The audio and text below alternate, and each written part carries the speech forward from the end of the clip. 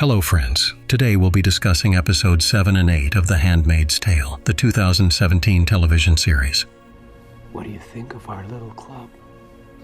Why did you bring me here? I thought you'd enjoy it. In the opening scene, we return to the moment when Luke was trying to lead his wife and daughter to safety. He told them to run while he stayed behind and pulled out a gun to cover their escape. However, heavily armed men soon arrived in black SUVs and shot him. As he was losing consciousness, Luke thought of his family, and then he woke up in a van. They didn't let him die, as the captain had questions for him. Due to the poor road conditions, there was an accident and the vehicle overturned. Luke, despite his injuries, managed to regain consciousness, find a first aid kit, take a gun from the dead guard and get out. He walked along the road until he saw their abandoned car and other belongings, which confirmed that his family had been taken. He barely made it to a populated area. On the walls of buildings were slogans calling for punishment of people with non-traditional orientations. Luke entered one of the abandoned houses and tried to eat something to regain strength. In his memories, he went back to the past, to the moment when he and his wife were preparing to escape. They gave their daughter a sleeping pill so she wouldn't panic, and went to meet a man named Whitford. He was a close friend of June's mother and had promised to help. Whitford took their phones and smashed them so they couldn't be tracked. He also told them to leave their backpacks behind so it wouldn't look like they were fleeing. Whitford himself was to drive the car, while June, Luke, and their daughter were ordered to climb into the trunk.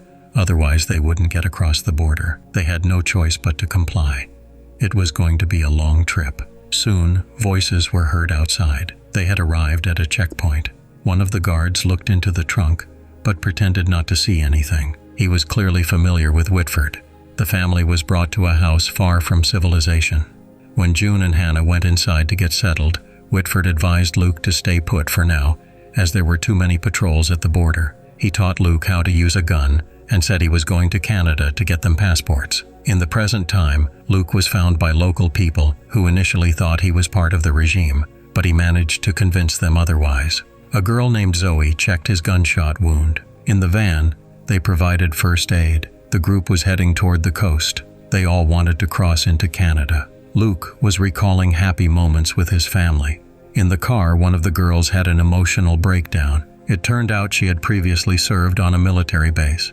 They had heard rumors about centers where fertile women were held and had their children taken away. That was exactly what had happened to the girl who had the breakdown, but Zoe managed to save her. Meanwhile, when the family was waiting for Whitford in the woods, they had a tense encounter with a hunter who introduced himself as Joe. His sudden appearance made them nervous. He said he meant no harm. Luke didn't want to leave the country without his family. He didn't want to cross the border, as his main goal was to find his wife and daughter. Zoe firmly told him to sit down. They wouldn't stop the vehicle until they reached the coast. Luke kept thinking about how the family had planned to escape, and how Joe's sudden appearance could mean trouble. He quickly showed June how to use a gun. They didn't immediately notice that Joe had entered the house. He told them that Whitford was dead. He had been caught and executed. Joe assured them he wanted to help. He had a contact at the border who could help them cross the checkpoint. Luke wanted to leave the people who had rescued him, as he still didn't want to cross the border without his family. But before parting ways, Zoe decided to show Luke something important.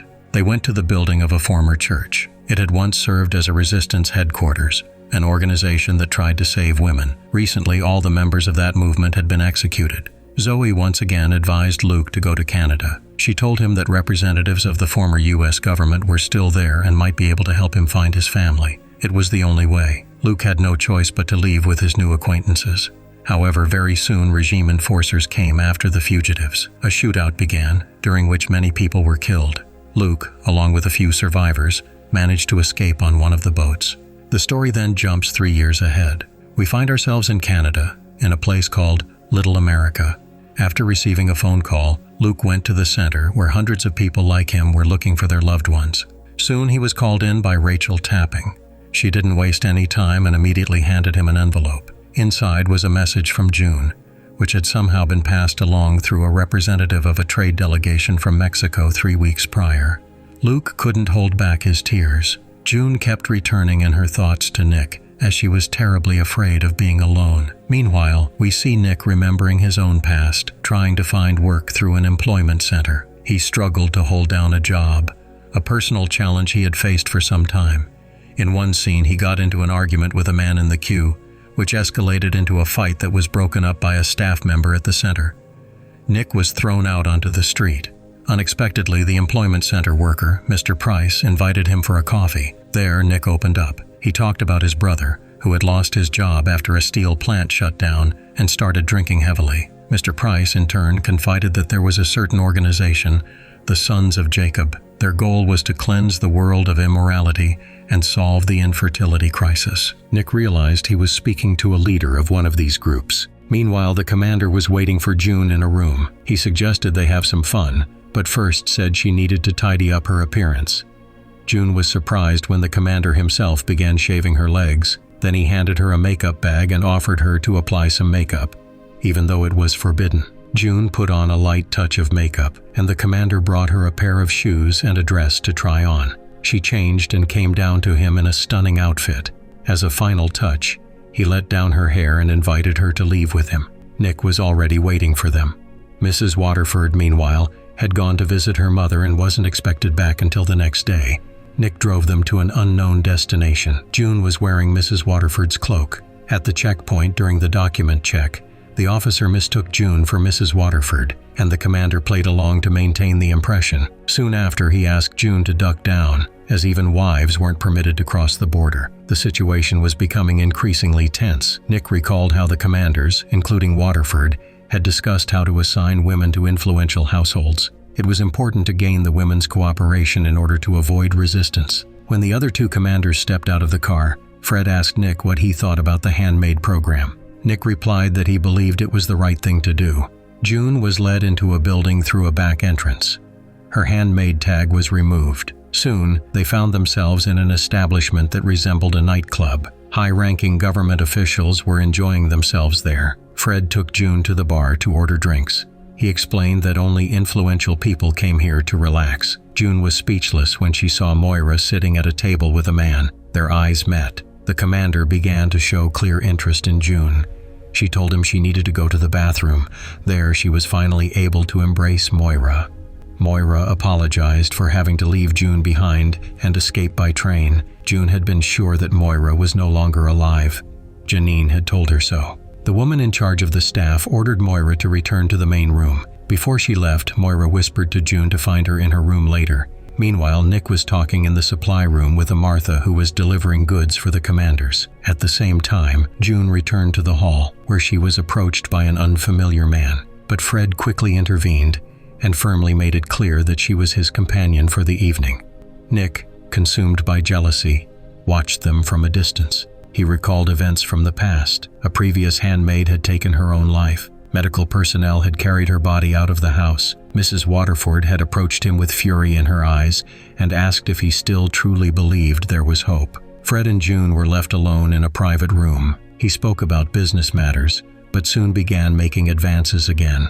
June couldn't hold back her tears, but she had no other choice. When the commander fell asleep, she quickly got dressed and, quietly leaving the room, went looking for Moira. Every room in the establishment was filled with an atmosphere of entertainment. Finally, June found Moira. She told her that she had once found shelter with people connected to the resistance. They had tried to help handmaids escape across the border, but were intercepted. Moira had been sent back to the distribution center, where she was given a choice: either the club or the colonies. She had chosen the first. Now, Moira was convinced there was no way out of this trap. Before parting, the friends embraced tightly. It was time to return. June was again placed into a black SUV to be taken home. Meanwhile, Serena had returned home. In the kitchen, June asked Nick if they would see each other again that night, but he replied that they needed to stop these meetings. June couldn't hold back any longer and said everything she felt about what was happening around her. She admitted she couldn't live like this forever. But Nick didn't want June to end up on the wall among the other executed people. Returning to her room, June was in tears. Serena stopped her, saying she had brought her a gift. It was a music box with a dancing ballerina inside. June felt it was a deeply symbolic gift, a girl trapped inside a box. In her room, June carved the words, "You are not alone," into the wall. She firmly decided that she would no longer be the obedient little girl in a box.